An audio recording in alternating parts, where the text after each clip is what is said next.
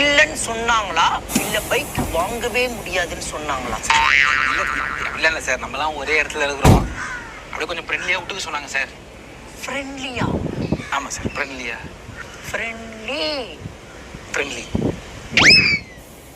Uvana, did you give the permission to Mallesh to park his bike to my place? Am I right? Shh. No, no, there is no objection for Mallesh. Sir, you place. Buna tell bike, okay? Yam place, okay? Bike போயிடுவாங்க. நீ complaint பண்ணாத என்ன, okay? நான் வந்து பூனா கிட்ட del, நீ பூனா கிட்ட del. என்கிட்ட வந்து பேசாத, okay? Poona permission bike visit, okay? Uvana, immediate இந்த idiot bike எடுக்க சொல்லுங்க.